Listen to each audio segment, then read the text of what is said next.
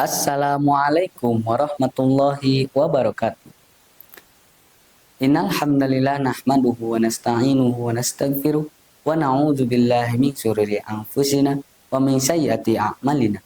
May yahdihillahu fala mudhillalah wa may yudlil fala hadiyalah. Asyhadu an la ilaha illallah wa asyhadu anna Muhammadan abduhu wa rasuluh la nabiyya ba'dah. Amma ba'du. Sahabat RNTP yang dirahmati Allah Subhanahu wa taala, Allah telah berfirman dalam Quran surat Al-Asr ayat 1 sampai 3 yang berbunyi, A'udzubillahi minasyaitonirrajim. Bismillahirrahmanirrahim. Wal 'ashr. Innal insana lafi khusr illal ladzina amanu wa 'amilus solihati wa tawassaw bil haqqi wa tawassaw bis sabri.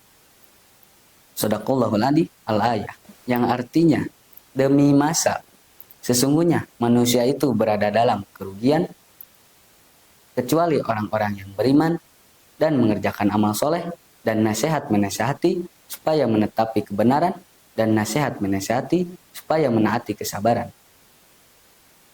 Dalam menafsirkan ayat ini, Syekh Asy'adi berkata bahwa manusia akan selamat dari kerugian dan kebinasaan dengan dua hal. Hal yang pertama yaitu iman dan amal soleh. Manusia akan menyempurnakan dirinya sendiri. Sementara yang kedua itu adalah nasihat menasihati supaya menetapi kebenaran dan kesabaran. Dengan keempat hal ini, manusia akan selamat dari kerugian dan mendapatkan keuntungan yang besar. Sahabat RNTP rahimakumullah.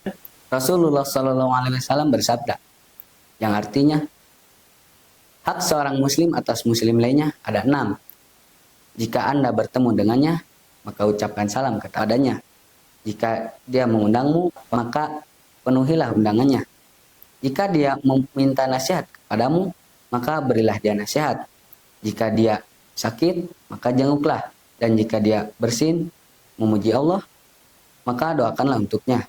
Dan jika dia meninggal dunia, maka antarkanlah jenazahnya. Hadis riwayat Bukhari. Sahabat RNTV rahimakumullah.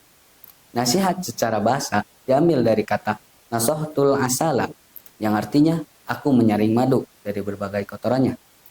Adapun secara istilah, para ulama menyebutkan sejumlah definisi. Di antaranya Imam Al-Khattabi berkata, an-nushu taharrui fi'lin au qaulin salahu sahibihi, yang artinya nasihat adalah kalimat yang diungkapkan dengan untuk menginginkan kebaikan orang yang dinasihati.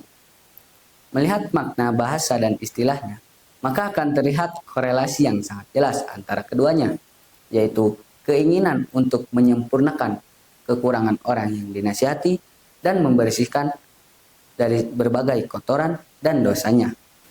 Terdapat perbedaan di kalangan para ulama mengenai hukum nasihat.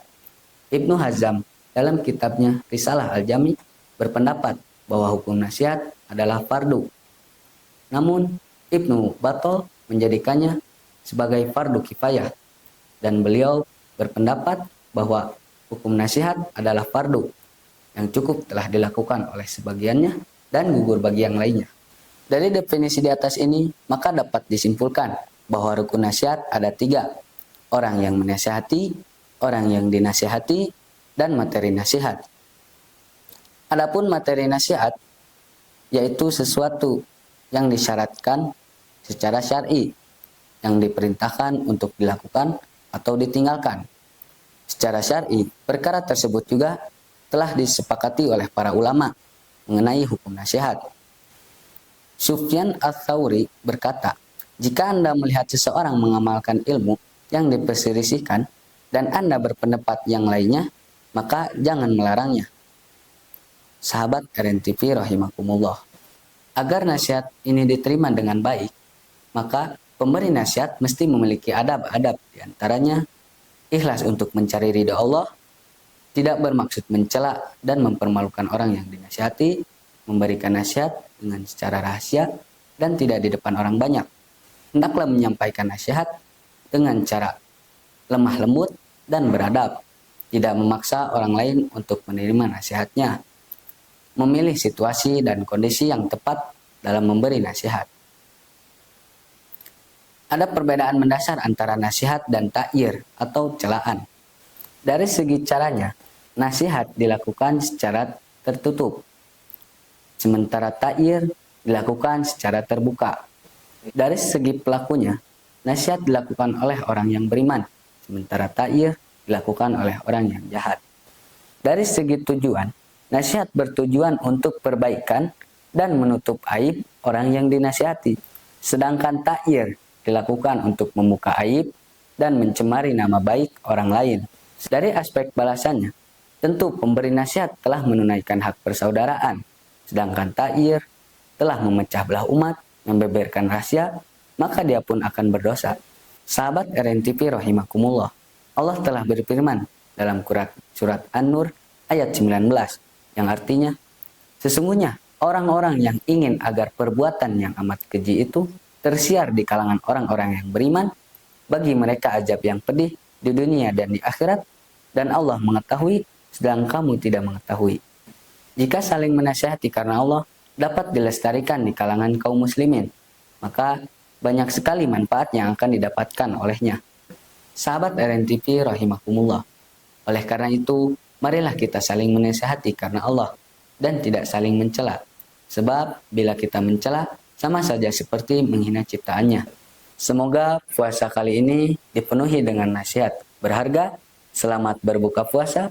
Wal afu minkum. Wallahu muwafiq ila aqwamit thoriq.